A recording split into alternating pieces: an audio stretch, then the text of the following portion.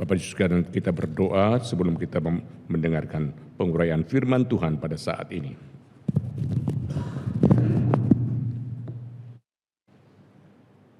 Kami tidak tahu hari esok kami ya Tuhan, tapi sesuai dengan kebenaran firman-Mu, kami tahu ada tangan yang memegang, menguasai hari esok kami dalam kondisi apapun.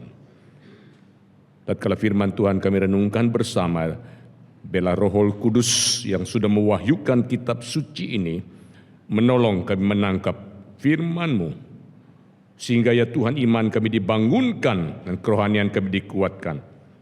Khususnya kami punya sikap yang benar, yang alkitabiah.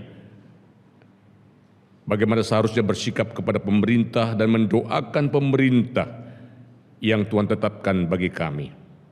Urapi dan pakai hamba-Mu yang sederhana ini menyampaikan kehendak dan isi hati Tuhan bagi jemaat yang sudah mendengar, baik yang mendengar langsung maupun yang mendengarkan melalui rekaman di YouTube. Di doa kami ya Tuhan, bersabdalah kepada kami siap mendengar. Demi nama Tuhan Yesus penebus dan juru selamat kami yang hidup, kami siap mendengarkan firman Allah. Haleluya. Amin. Silakan duduk Bapak Ibu sekalian. Shalom. Saudara-saudara, pertama-tama saya bersyukur kepada Tuhan dan berterima kasih kepada Gembala Sidang, sahabat saya Pendeta Randy, serta majelis yang mempercayakan pelayanan kepada saya di pagi hari ini. Saudara-saudara, saya bersyukur pada masa pensiun atau masa emeritasi ini, Tuhan mempercayakan beberapa pelayanan kepada saya. Sudah tidak pegang jemaat lagi, tetapi saya banyak pelayanan di luar daerah, ya seperti di Nusa Tenggara Timur, Papua, dan baru minggu lalu saya pulang dari Jambi untuk mengadakan pembinaan dan kebaktian rohani di sana.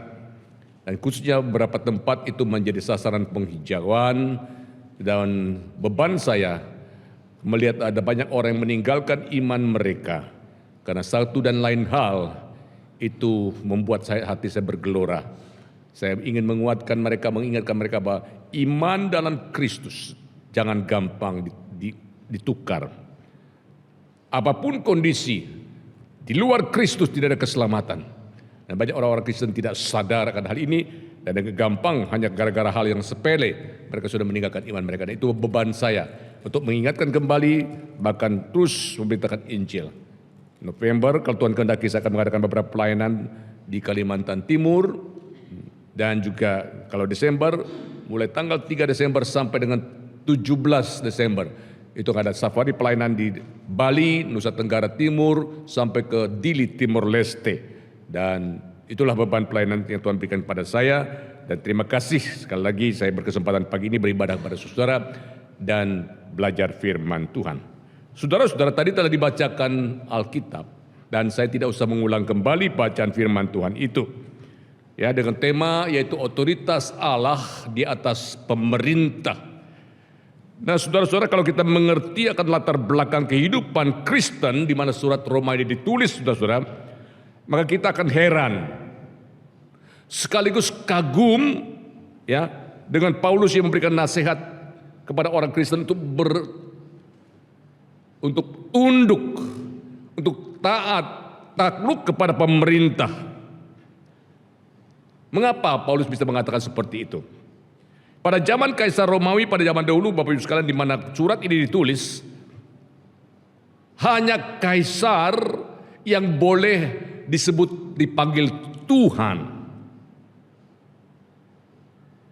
Sedangkan orang-orang Kristen harus mengakui Yesus sebagai Tuhan, sebagai kredo iman yang menyelamatkan. Seperti terdapat dalam Roma pasal yang ke-10 ayat yang ke-9 dikatakan, sebab jika kamu mengaku dengan mulutmu bahwa Yesus adalah Tuhan dan percaya dalam hatimu bahwa Allah telah membangkitkan dia dari antara orang mati, maka kamu akan diselamatkan. Kaisar, hanya kaisarlah yang harus disebut Tuhan pada zaman itu. Sementara orang Kristen harus menyebut Yesus Tuhan. Dan konsekuensinya itu sangat-sangat berat Bapak Ibu sekalian. Akibatnya ada banyak orang Kristen yang disiksa, dianiaya karena iman mereka kepada Kristus. Nah, pada zaman pemerintahan Romawi, saudaraku sekalian, terjadi penganiayaan besar, minimal ada 10 penganiayaan besar pada zaman Romawi. Ya, ada orang Kristen yang dilabur dengan lilin dinyalakan sepanjang jalan sebagai tontonan sepanjang malam. Lilin dilabur dalam badannya, dinyalakan. Bagaimana tersiksanya kondisi seperti itu. Ada yang dilepaskan dalam kandang binatang buas dengan bertarung dengan singa sampai mati, kecuali mereka menyangkal iman mereka. Ada yang digoreng dalam minyak dan kuali yang besar yang mendidih, kecuali mereka menyangkal Kristus. Saudaraku sekalian, dengan latar belakang pemerintahan yang zolim seperti itu, tiba-tiba Paulus mengatakan, tiap-tiap orang harus takluk kepada pemerintah. Apa nggak salah? Apa kita harus tunduk kepada pemerintah yang lalim dan zolim? Apa nggak konyol? Tahu pemerintah yang begitu jahat dan menindas orang Kristen, lalu kita harus tunduk. Saudara, melalui surat Roma ini, Rasul Paulus itu ingin memberikan nasihat dengan perspektif Kristen, bagaimana seharusnya orang Kristen bersikap kepada pemerintah terlepas apakah pemerintah itu baik atau buruk, adil atau lalim. Nah, pesan Paulus juga disampaikan dalam surat Titus pasal 3:1, di mana Paulus mengatakan apa? Ingatkanlah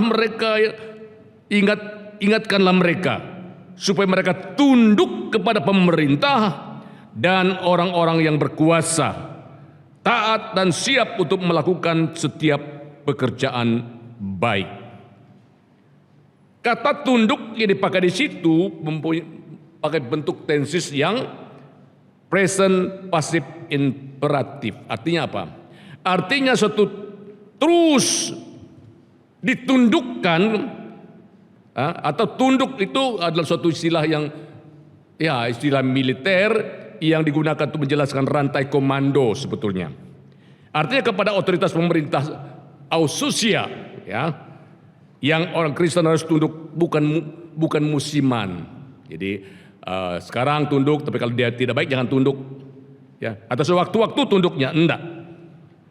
Harus bersifat total. Tanpa melihat musim, tanpa melihat kondisinya, kewajiban orang Kristen harus tunduk terlepas dari kekurangan dan kelebihan pemerintah tersebut. Nah, oleh karena itu, saudaraku sekalian, sangat disayangkan kalau kepada pemerintahan yang resmi orang seenaknya menghujat, mengatakan itu bajingan tolol. Saya nggak setuju itu. Tetapi orang-orang seperti itu, ini masalah politik sih ya.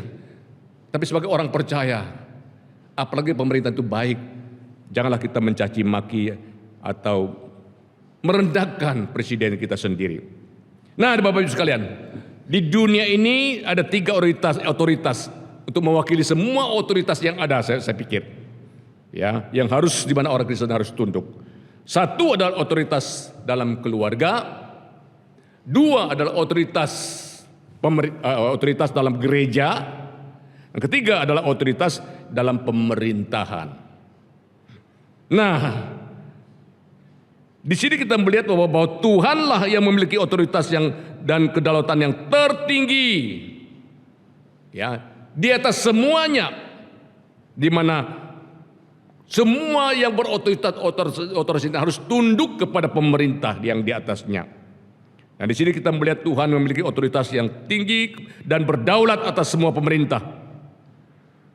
Orang Kristen seharusnya mempunyai pemahaman yang seperti itu, baik itu pemerintahan atau penguasa yang dianggap baik atau kurang baik.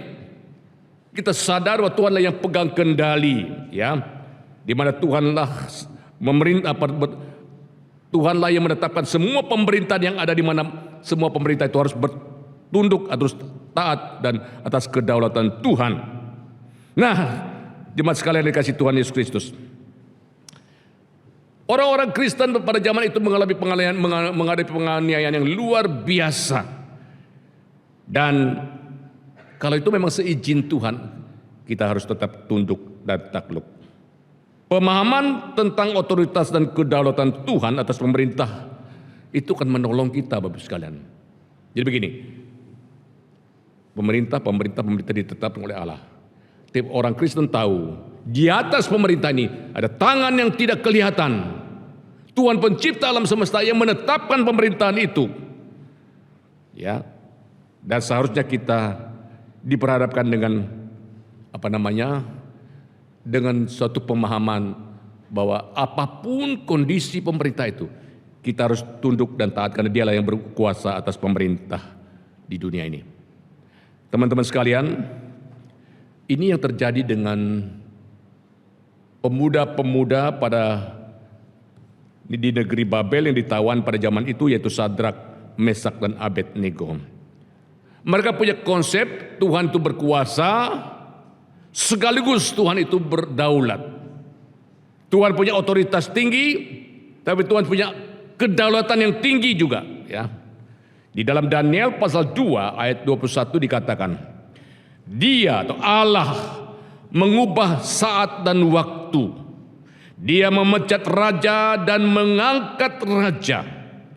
Dia memberi hikmat kepada orang bijaksana dan pengetahuan kepada orang yang berpengertian. Artinya ada tangan Tuhan yang tidak kelihatan, yang sedang mengendalikan dunia ini. Tidak kelihatan, tapi sungguhnya dialah yang mengendalikan segala sesuatu. Orang percaya yang stabil imannya, Bapak Ibu sekalian, bukan hanya percaya Tuhan itu Maha Kuasa. Maha Kuasa iya, Tuhan sanggup dan tidak ada mustahil bagi Tuhan, amin. Tetapi juga percaya bahwa Tuhan itu berdaulat. Dan inilah iman dari Sadrak, Mesak, dan Abednego ketika mereka hendak dimasukkan ke dalam dapur api yang menyala-nyala karena menolak menyembah patung Nebukadnezar pada waktu itu. Dalam Daniel pasal 3 ayat 17 dikatakan, 17-18, jika Allah kami yang kami puja sanggup melepaskan kami, maka Ia akan melepaskan kami dari perapian yang menyala-nyala itu dan dari dalam tanganmu ya Raja. 18, tetapi seandainya tidak, jadi mereka percaya Tuhan itu Maha Kuasa, Dia sanggup melepaskan kami. Tetapi seandainya tidak, hendaklah Tuanku mengetahui ya Raja, bahwa kami tidak akan memuja dewa Tuanku dan tidak akan menyembah patung emas yang Tuanku dirikan itu. Mereka percaya Tuhan itu sanggup, Tuhan itu Maha Kuasa untuk melepaskan mereka dari api yang menyala-nyala. Ini percaya Tuhan Maha Kuasa. Tetapi kalaupun tidak, dan Tuhan izinkan mereka untuk mati terbakar sekalipun, iman mereka tetap tidak goyah, sehingga mereka tetap tidak mau menyembah patung itu, patung Nebukadnezar. Dan ciri mereka percaya Tuhan itu berdaulat. Kadang-kadang saudara-saudara, orang Kristen itu punya iman yang kurang seimbang. Kenapa? Yakin Tuhan Maha Kuasa, tapi Maha Kuasanya Tuhan itu harus mau mengikuti kemauan saya. Sehingga kalau saya tidak terjadi sesuatu mujizat, lalu anggap Tuhan tidak mau kuasa. Padahal Tuhan selain Maha Kuasa menyembuhkan, juga tidak menyembuhkan, itu kedaulatannya Dia. Saudara, kadang orang Kristen punya pemahaman yang seperti itu. Pemahaman yang tidak seimbang tentang natur Allah. Misalnya hanya percaya Tuhan itu Maha Kuasa, tapi tidak percaya Tuhan, tidak menyadari bahwa Tuhan itu berdaulat. Sehingga ketika tidak terjadi mujizat, penyakit tidak kunjung sembuh, musibah bertubi-tubi dalam hidup mereka, mulai meragukan Tuhan. Iya, benar tak Tuhan itu Maha Kuasa? Benar tak Tuhan itu sayang sama saya? Iman mulai goyah dan lain sebagainya. Tadi malam saya dapat ngobrol dengan seorang bapak yang mengatakan ada suatu gereja Presbyterian dari Korea yang di Cinere, saya tidak tahu tidak apa. Dia pernah ikut dari persekutuan itu, dan gembalanya mengatakan bahwa kita ini tidak bisa mati. Maksudnya ya hidup kekal terus. Saya itu percaya, pemuda ini mengatakan, bapak ini percaya, kalau hidup kekal terus pasti kata selamatnya ada hidup kekal. Enggak, dalam dunia ini kita tidak akan mati sebetulnya. Yang penting kita sungguh-sungguh percaya kepada Tuhan. Lalu memang di tempat itu tidak pernah ada acara duka cita. Karena umur baru 30-40 tahun. Gitu.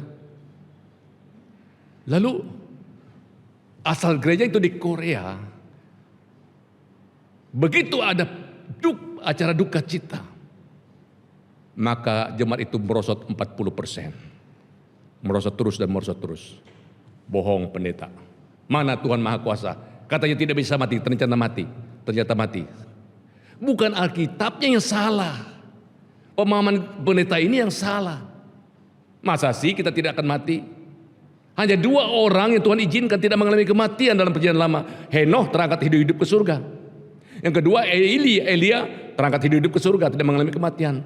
Dan yang ketiga, kelompok orang Kristen waktu Yesus datang pada kali yang kedua, tidak mengalami kematian tapi dilepas ketika dalam tubuh kemuliaan menyongsong Tuhan di angkasa. Di luar itu semua orang mati.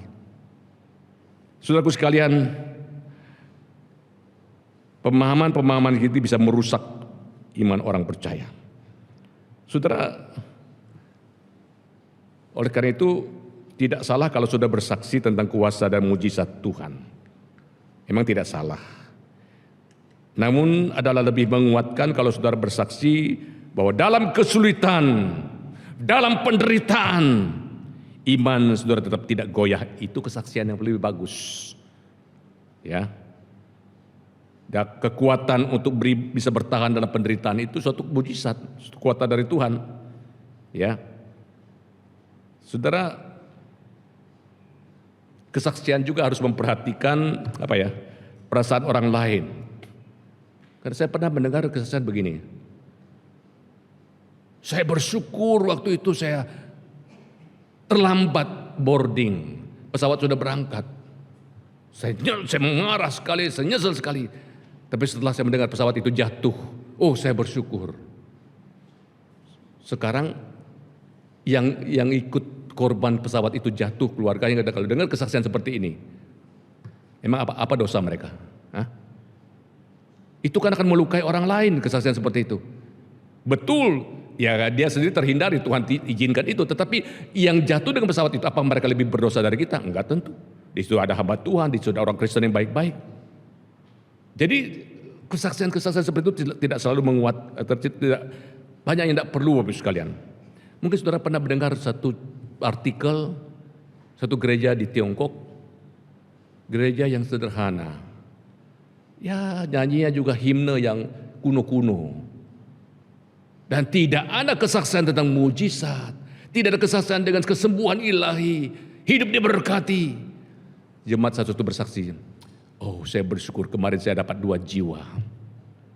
Saya bersyukur kemarin karena waktu saya ditolak, Tuhan berikan sukacita kepada saya. Saya bersyukur orang-orang yang menolak saya selama ini sekarang mau ikut katekisasi.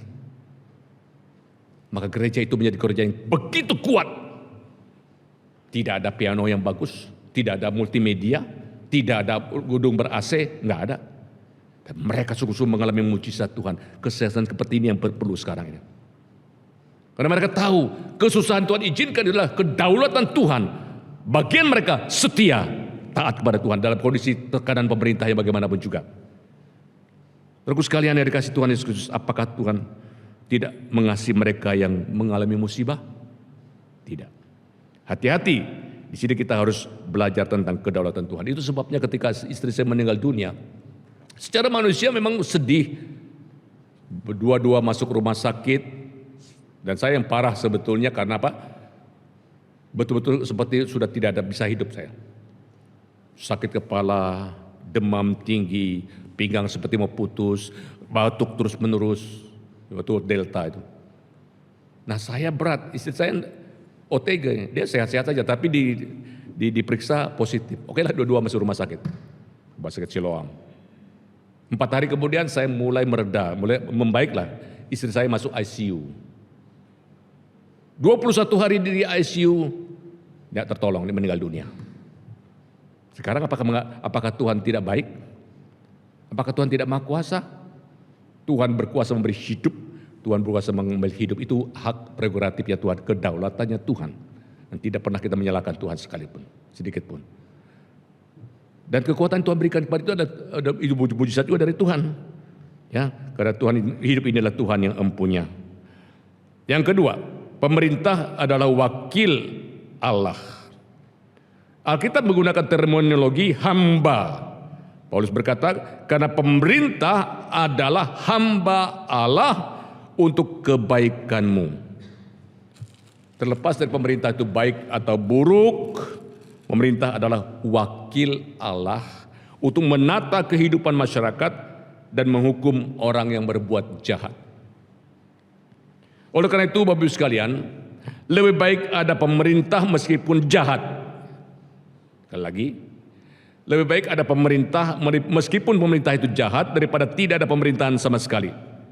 Kita bayangkan kalau tidak ada polisi, masyarakat berbuat semaunya, merampok, menyerang, membunuh sesama. Kita bisa bayangkan bagaimana situasi akan chaos sedemikian rupa.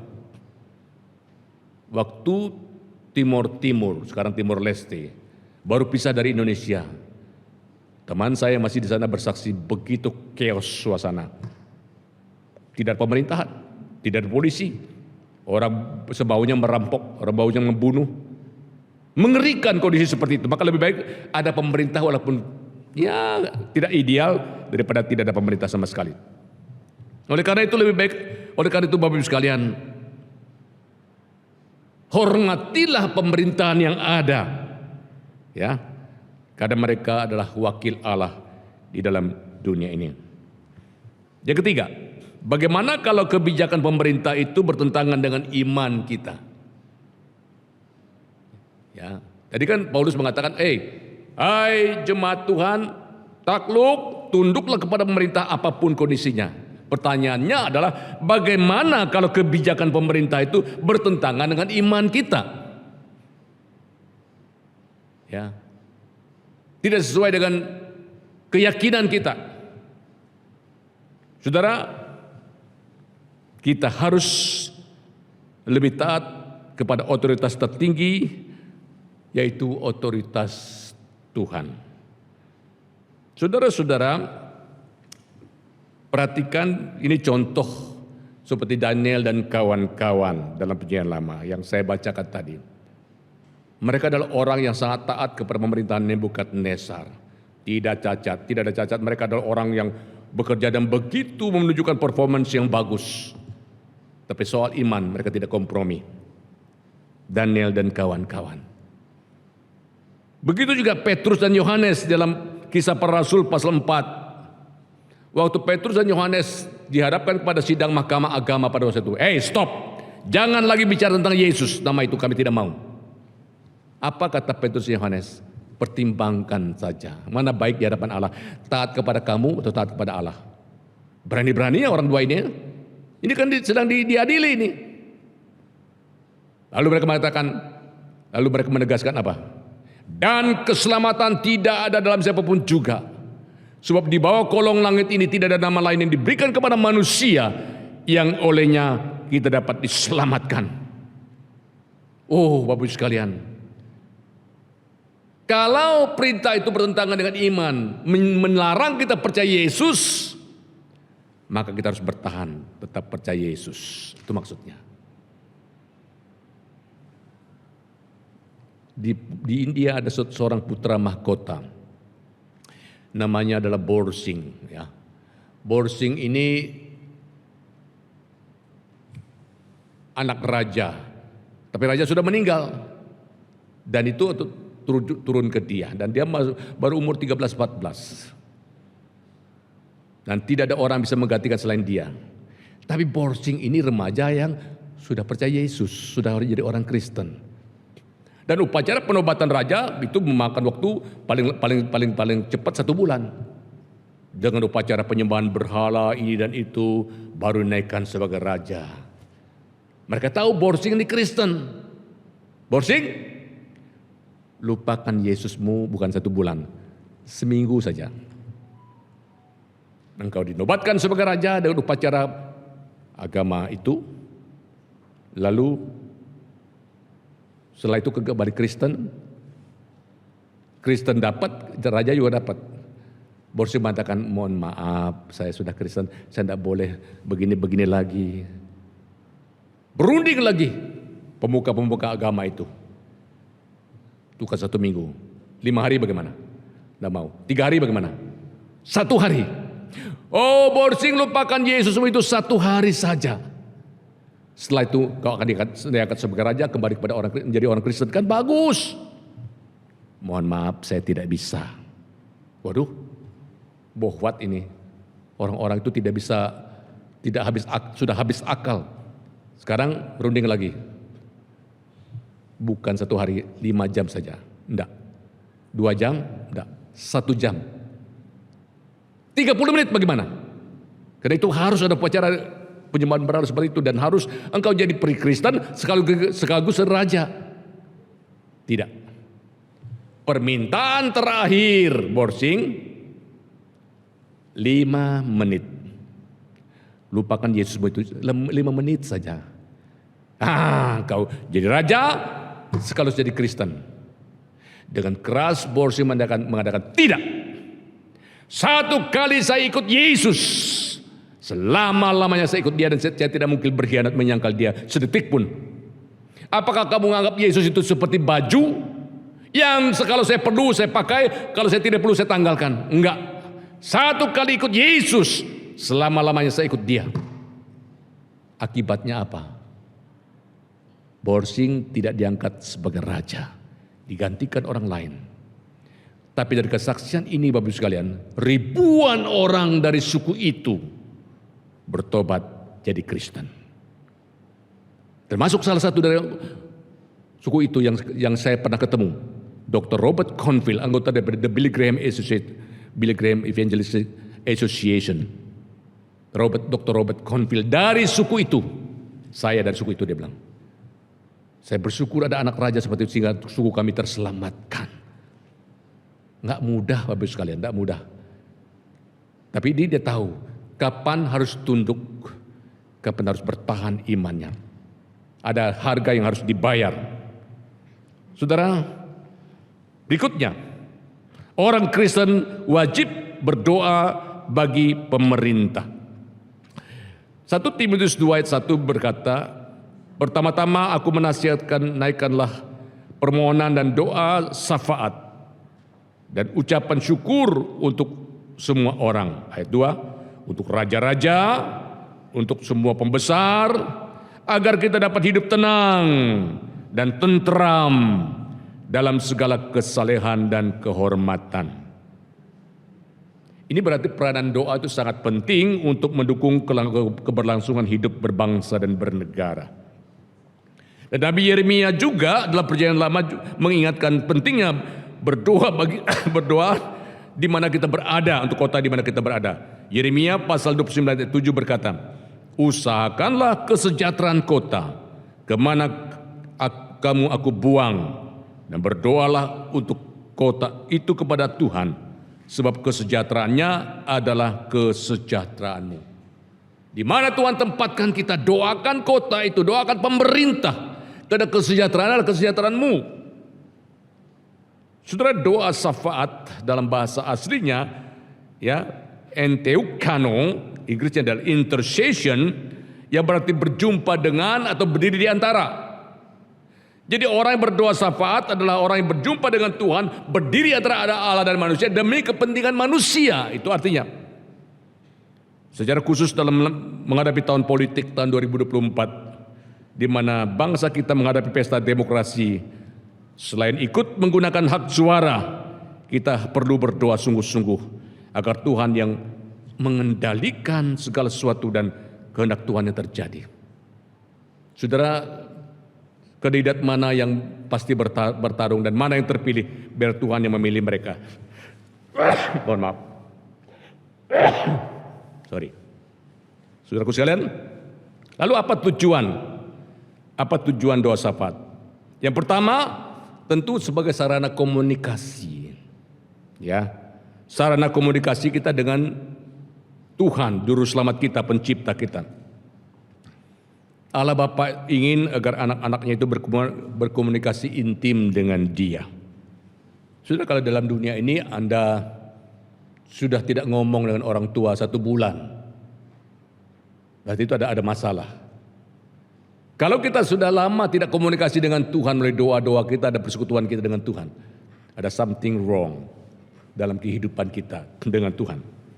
Maka oleh karena itu, terlepas dari kita ada kebutuhan apa, berdoa merupakan sarana kita intim dekat dengan Tuhan, sehingga kita makin peka dengan kehendak Tuhan. Yang kedua, dikatakan agar dapat hidup tenang dan tentram. Tadi dikatakan 1 Timotius pasal 22 dan Yeremia pasal 29 ayat 7. Perlu berdoa supaya kita bisa hidup damai, tentram, Tuhan mengendalikan segala sesuatu.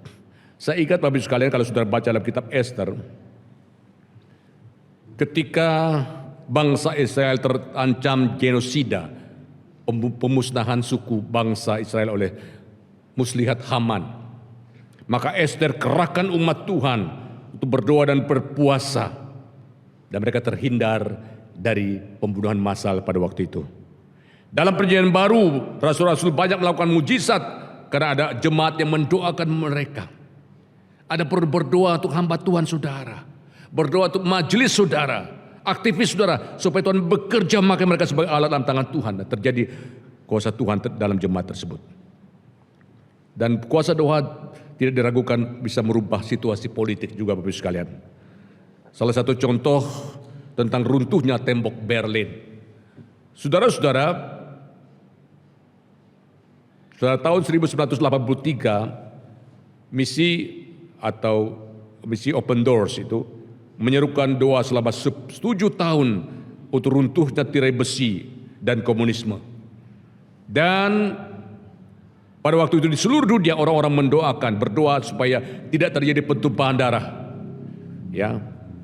Dan saudaraku sekalian, tepat 7 tahun kemudian pada Desember 1989, bulldozer mulai menghancurkan tembok-tembok Berlin. Dan disitulah terjadi runtuhnya mulai komunisme. Lalu perubahan politik di Afrika Selatan. Pemilihan multipartai pertama-tama diselenggarakan di bekas negara yang begitu rasis apartheid itu pada tahun 1994. Di seluruh dunia orang-orang mendoakan agar tidak terjadi pertumpahan darah yang diperkirakan akan terjadi. Puasa 40 hari dilakukan sebanyak 3 kali sebelum pemilihan diadakan, dan hasilnya terselenggara pemilihan umum yang paling demokratis, yang paling damai di Afrika, sebuah mujizat diakui oleh dunia internasional.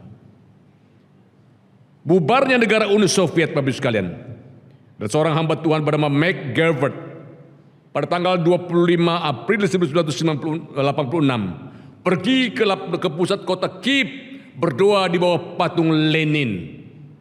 Tuhan, kerjakan perubahan di negara ini. Dan dia berdoa di bawah patung Lenin di pusat kota Kiev di Uni Soviet ketika itu, masih Uni Soviet. Ia mulai berdoa di bawah patung Lenin yang besar, memohon Allah mengerjakan perubahan yang besar di Uni Soviet agar terjadi kehidupan yang lebih baik. Dan sejarah mencatat Bapak Ibu sekalian, pada kira-kira pukul 01 dini hari, 01.30 dini hari, ya, itu tanggal 26 April 1986 terjadi malapetaka besar di pusat tenaga nuklir di Chernobyl. Kita tahu semua sejarah itu. Kemudian membawa perubahan politik di negara Uni Soviet, mengakibatkan perpecahan negara Uni Soviet, dan sekarang orang lebih terbuka dengan Injil di sana daripada sebelumnya.